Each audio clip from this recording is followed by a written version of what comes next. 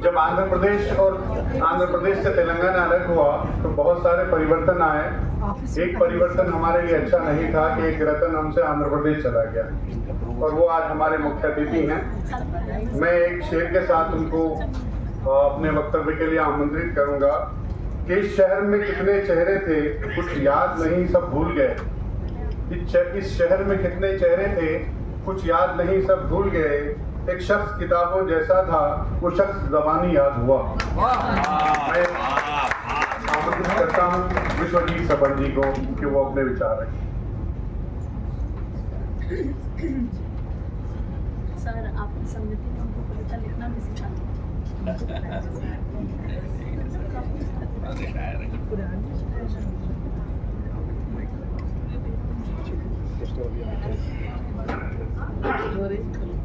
इस कार्यक्रम की अध्यक्ष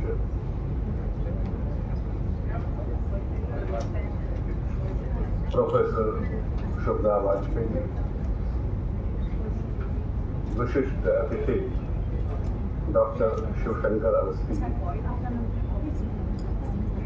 विशिष्ट अतिथि श्रीमती शांति अग्रवाल,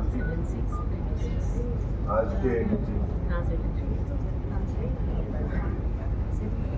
इस समिति के प्रबंध न्यासी श्री मानवेंद्र मिश्रा जी, आदरणीय ऋषभदेव शर्मा जी, उपस्थित सभी गण्यमान्य अतिथिगण, आप सभी को मेरा हृदयपूर्वक प्रणाम, नमस्कार। सर्वप्रथम मैं डॉक्टर अहिल्या मिश्र जी को विनम्र श्रद्धांजलि अर्पित करता हूँ, जो इस समिति के लिए ही नहीं बल्कि हम सभी के लिए एक माँ के समान है।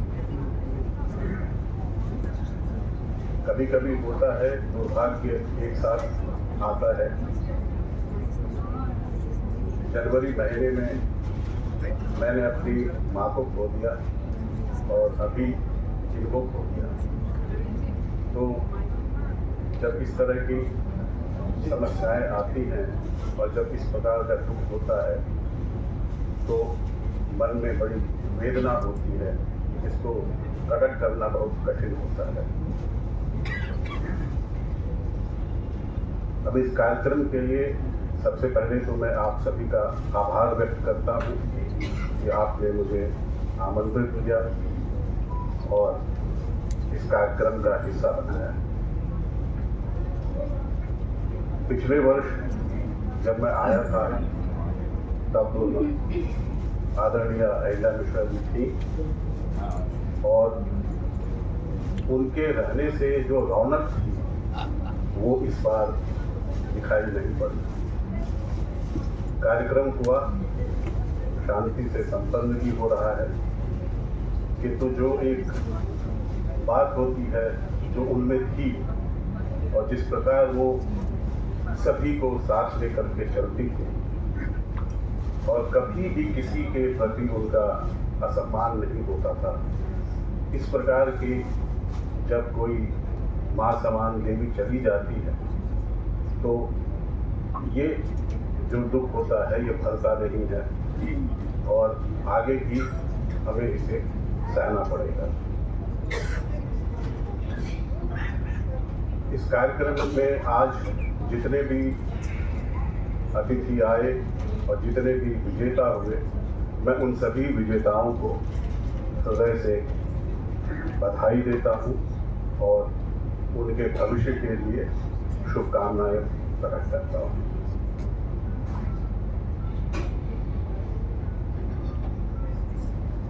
हिंदी साहित्य गरिमा पुरस्कार बहुत दिनों से चर्चित रहा है।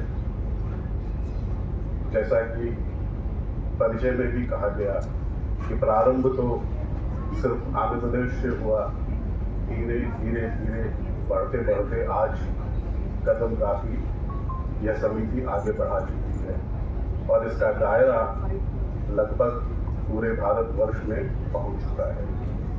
यह बड़े गर्व की बात है, विशेषकर हमारे इस प्रदेश हैदराबाद के लिए विशेषकर यह गर्व का विषय है कि दक्षिण भारत में होते हुए भी हिंदी साहित्य के प्रति इतना अच्छा कार्यक्रम आयोजित करना प्रतिवर्ष और सभी को अच्छी तरह से सम्मानित करना, ये परंपरा ऐसी ही चलती रहे, ये मैं ईश्वर से प्रार्थना करता हूँ।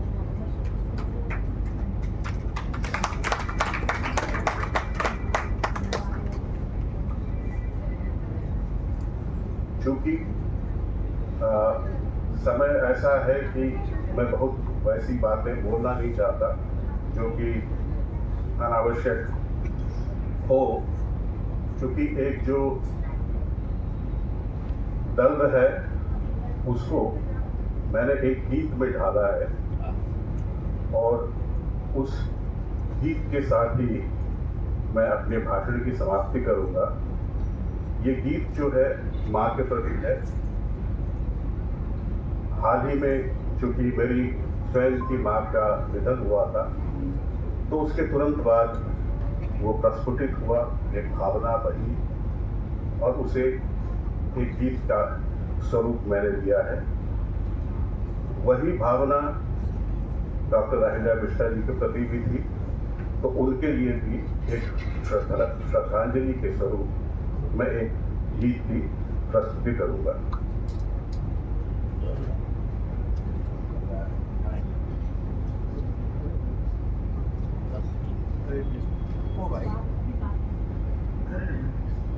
ये सरसी छंद में आधारित है। मैं चूंकि ऐसे पढ़ूंगा तो शायद आपको अच्छा ना लगे, इसलिए तरन्नुम में सुनाऊंगा। भूल न पाया कोई जग में ममता और दुलार, भूल न पाया कोई जग में ममता और दुलार, बिन माँ के होगा भी कैसे, बिन माँ के होगा भी कैसे छोटा सा संसार, भूल न पाया कोई जग में ममता और दुलार, निश्चल प्रेम सदा बरसाती कोई भी संतान, आंचल में ढक लेती सबको उसका बड़ा वितान, एक सूत्र में बांधे रखती, एक सूत्र में बांधे रखती अपना घर परिवार, बिन माँ के होगा भी कैसे छोटा सा संसार,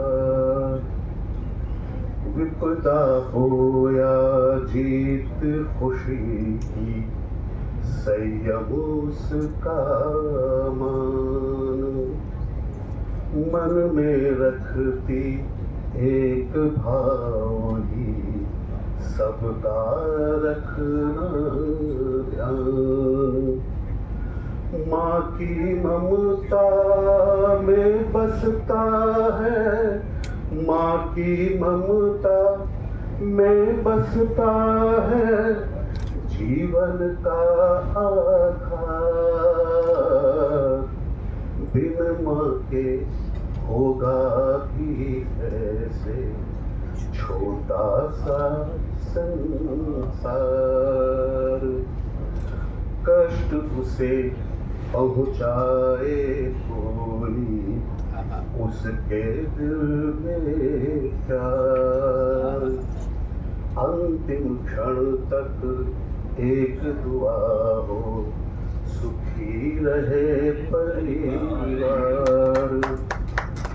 ऐसी देवी को खोने का, ऐसी देवी को खोने का होता दुख अपार। बिन माँ के होगा भी कैसे छोटा सा संसार। भूल न पाया कोई जग में ममता और दुलार। बिन माँ के होगा भी कैसे, बिन माँ के होगा भी कैसे छोटा सा संसार। भूल न पाया कोई जग में ममता और दुलार।